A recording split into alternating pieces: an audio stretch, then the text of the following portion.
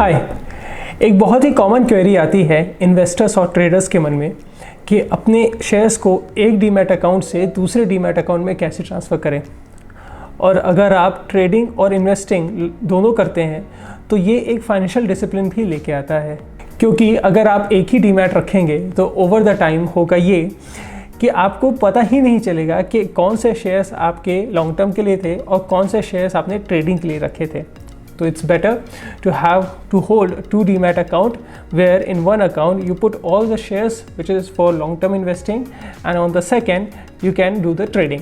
तो चलिए आज हम आपको स्टेप बाय स्टेप प्रोसेस बताएंगे कि आप अपने किसी भी दूसरे ब्रोकर्स के से अपने शेयर्स को अपने ATS अकाउंट में कैसे ट्रांसफ़र कर सकते हैं।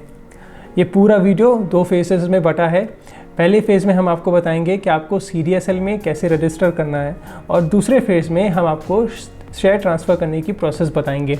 इस वीडियो में हम सिर्फ आपको CDSL के एक डीमैट अकाउंट से दूसरे डीमैट अकाउंट के में ट्रांसफ़र करने की प्रोसेस बताएंगे और NSDL के लिए हम दूसरी वीडियो जल्द ही अपलोड करेंगे।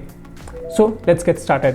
शुरू करने से पहले आप अपने एग्जिस्टिंग ब्रोकर के डीमैट अकाउंट नंबर और ATS के डीमैट अकाउंट नंबर को रेडी रखिए।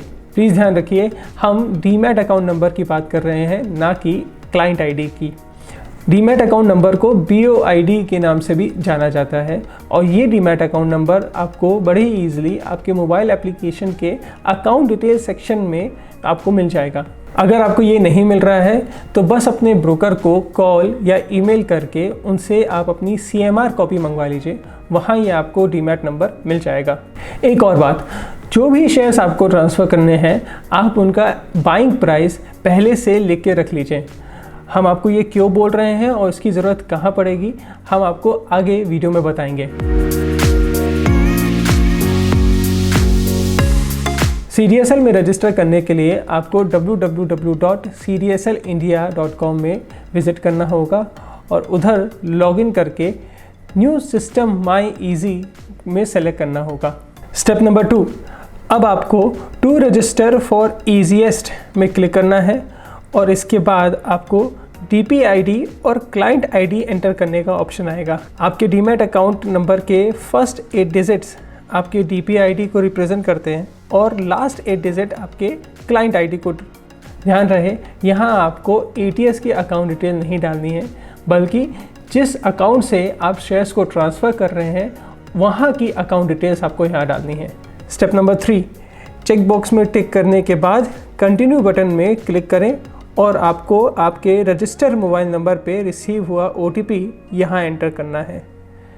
स्टेप नंबर 4, अब आपको आपका preferred user name, security question और सिक्योरिटी आंसर डालना होगा और आपको सिर्फ ट्रस्टेड अकाउंट पिन में टिक करके कंटिन्यू बटन में क्लिक करना है।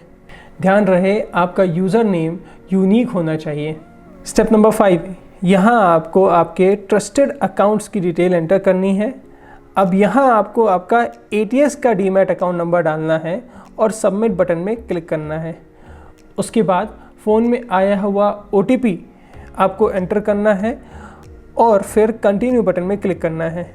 स्टेप नंबर 6, ये स्टेप ग्रुपिंग का है। अगर आपके पास CDSL के और भी अकाउंट्स हैं किसी दूसरे ब्रोकर के साथ तो वो सारे अकाउंट्स आपको यहाँ दिख जाएंगे। अगर आपको उन्हें ऐड करना है तो चेकबॉक्स में क्लिक करके आप उन्हें ऐड कर सकते हैं और अगर नहीं तो आप इस स्टेप को स्किप भी कर सकते हैं। स्टेप नंबर 7, फाइनली आपका रजिस्ट्रेशन प्रोसेस कंप्लीट हुआ। अब इसके बाद ये रिक्वेस्ट आपके एग्जिस्टिंग ब्रोकर के पास अप्रूवल के लिए जाएगी। अप्रूवल आने में 24 से 48 आवर्स का समय लग सकता है, डिपेंडिंग अपॉन द ब्रोकर। जैसे ही आपका अप्रूवल आ जाएगा आपको CDSL की तरफ से 3 मेल आएंगे। पहला मेल अप्रूवल का होगा, दूसरा मेल में आपकी टेम्परेरी पासवर्ड होगा और तीसरे मेल में टेम्परेरी पिन होगा। अब यहाँ से आपका शेयर ट्रांसफ़र होने का प्रोसेस स्टार्ट होता है। स्टेप नंबर 1, दोबारा www.cdslindia.com में जाइए, लॉगिन में क्लिक करके न्यू सिस्टम माई ईजी को सेलेक्ट कीजिए और यहाँ आपको आपका यूज़र नेम और ईमेल में आया हुआ टेम्परेरी पासवर्ड एंटर करना है। जैसे ही आप लॉगिन करेंगे आपको आपका पासवर्ड चेंज करना पड़ेगा। ध्यान रहे आपका पासवर्ड अल्फ़ा न्यूमेरिक होना चाहिए और किसी भी तरीके का स्पेशल कैरेक्टर का यूज़ आपको नहीं करना है। स्टेप नंबर 2, पासवर्ड चेंज करने के बाद आपको पिन भी चेंज करना पड़ेगा। पिन चेंज करने के लिए आपको मिसलेनियस टैब में चेंज पिन में क्लिक करना होगा और यहाँ आपको ईमेल में रिसीव हुआ टेम्परेरी पिन और न्यू पिन एंटर करना होगा और सबमिट बटन में क्लिक करना होगा। ध्यान रखिएगा पिन आपका अल्फ़ा न्यूमेरिक होना चाहिए। आप अपने अकाउंट डिटेल के टैब में जा कर के अपनी करंट होल्डिंग्स और उसकी क्वांटिटी भी देख सकते हैं। स्टेप नंबर 3, अब आपको ट्रांजैक्शन टैब में जाके सेटअप ऑप्शन में क्लिक करना होगा और यहाँ आपको बल्क सेटअप का ऑप्शन मिलेगा, आपको इसमें क्लिक करना है। स्टेप नंबर 4, बल्क सेटअप में क्लिक करने के बाद एग्जीक्यूशन डेट में आपको आज की डेट डालनी है और काउंटर BOID में आपको ATS का डीमैट अकाउंट नंबर सेलेक्ट करना है। आपको किसी भी दूसरे फील्ड को फिल करने की कोई भी ज़रूरत नहीं है। स्टेप नंबर 5, अब आपको प्लस आइकन में क्लिक करना है और अकाउंट ISIN में जाके उस शेयर्स में क्लिक करना है जिसे आप ट्रांसफ़र करना चाहते हैं।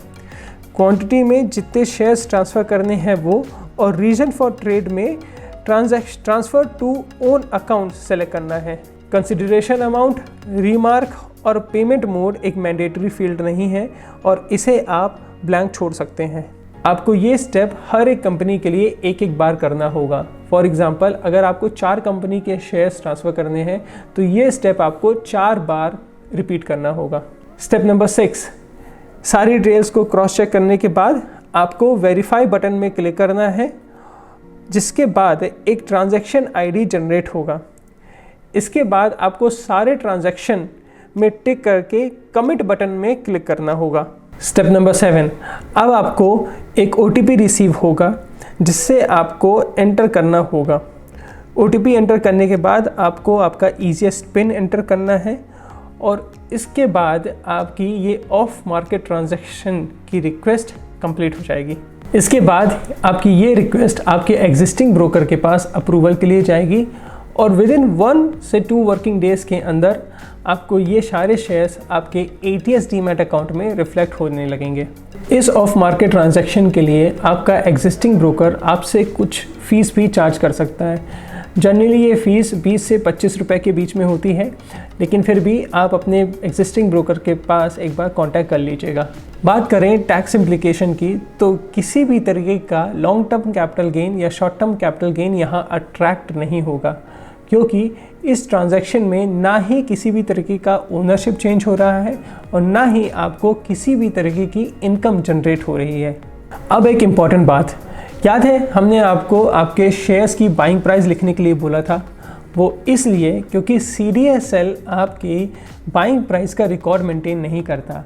इसकी रिस्पॉन्सिबिलिटी आपके ब्रोकर की होती है और जब आप एक डीमैट अकाउंट से दूसरे डीमैट अकाउंट में शेयर्स को मूव करते हैं तो आपके न्यू ब्रोकर को आपके बाइंग प्राइस की इन्फॉर्मेशन नहीं मिलती। अपने बाइंग प्राइस को ATS में अपडेट करने के लिए आप हमें अपने शेयर्स और उसके बाइंग प्राइस की इन्फॉर्मेशन हमें सपोर्ट ईमेल पे या सपोर्ट व्हाट्सएप पे दे सकते हैं और हम उसे विदिन 1 वर्किंग डेज में अपडेट कर देंगे।